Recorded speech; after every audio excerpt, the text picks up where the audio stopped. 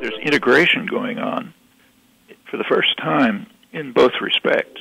The countries are drawing together more and more, and also there's some significant efforts to address the severe internal problems. And those two things are linked, and as they take place, it's called a shift to the left towards more independence, towards overcoming their severe internal problems, towards independent development, not reliant on the superpower that dominates the hemisphere and so on. And it's taking place in different ways in most of South America, almost all of South America. And it's an extreme. Another crucial feature of it is that a lot of it is driven by mass popular movements of a kind that are hard to find elsewhere in the world, which is leading to real democratization. So, for example, in Bolivia, the poorest country of South America, there was an election of a kind that we can't even dream of. It was mass participation, not just on election day, but all the time. The issues were very clear, understood by people. There'd been struggle about them for years. And the large majority of the population happens to be Indian and poor. They won the election. They actually elected a candidate from their own ranks.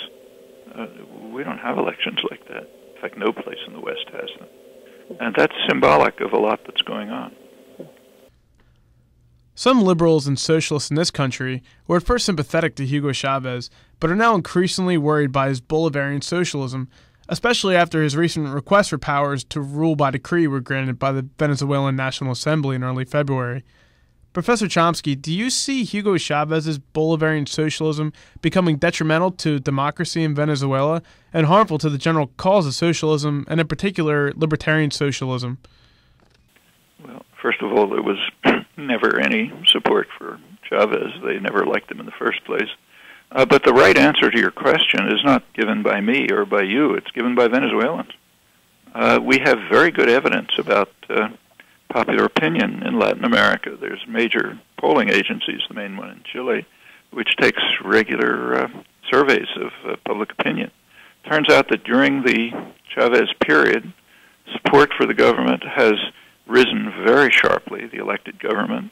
Support for democracy has risen very sharply.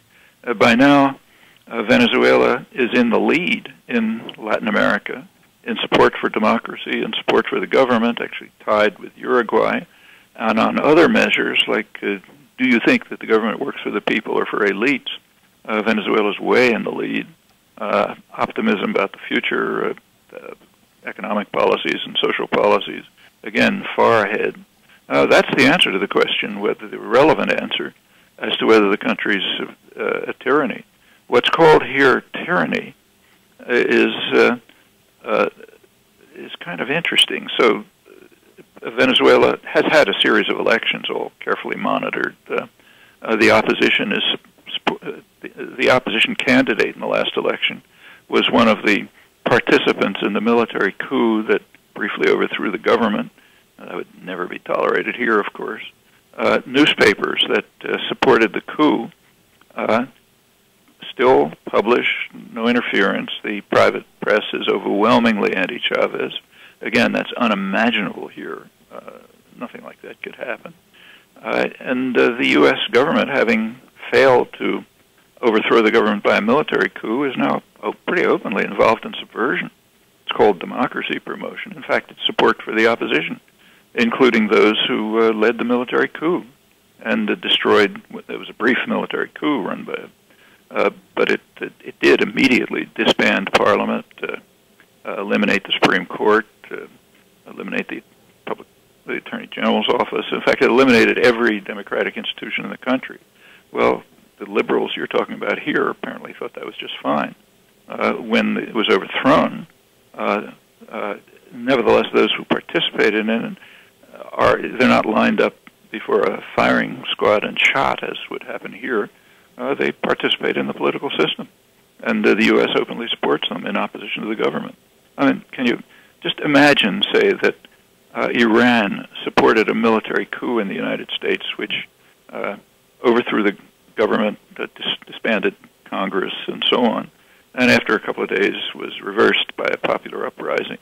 And after that, Iran was involved in supporting, in the United States, was acting to support the groups that carried out and backed the military coup.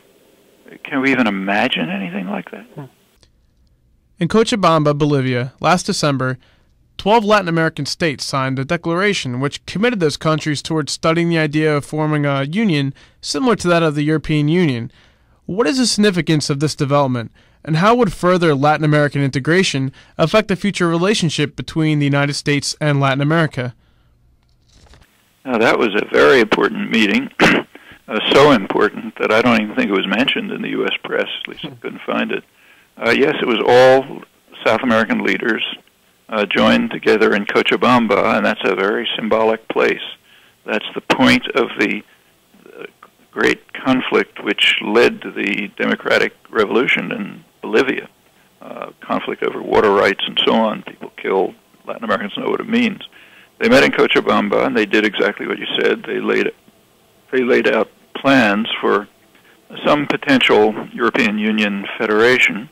Also, at that meeting, there had been sort of ruffled feathers between conflicts between some of the Latin American leaders, in particular Chavez and Garcia of Peru. They were apparently, papered over, maybe overcome. There were some positive programs for real integration, economic development, and others. And there was another meeting shortly after that in Brazil of Mercosur, the South American trade organization. If they can be implemented, they would be extremely important steps towards integration of the continent. And remember, that's closely tied to another form of integration, namely internal to the countries, overcoming the vast gap between wealthy elite and impoverished population. And integration is a virtual prerequisite to independence. I mean, if the countries are separated from one another, they can be picked off one by foreign powers. That means the U.S. by military coup, economic strangulation, and so on.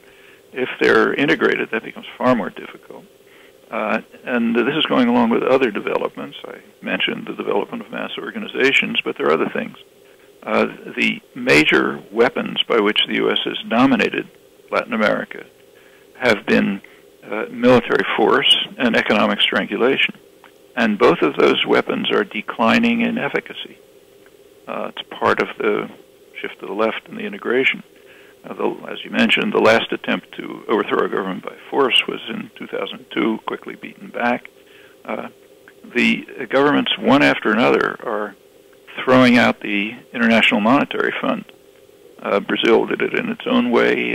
Argentina did it with the help of economic aid from Venezuela. Bolivia is going the same way. And as the IMF is basically a branch of the Treasury Department. As it is removed, they gain economic independence. All of these things are happening haltingly and with difficulty, but they're nevertheless proceeding. And it makes, I think, South America one of the most exciting areas in the world right now. Well, unfortunately, that's all the time that we have for today.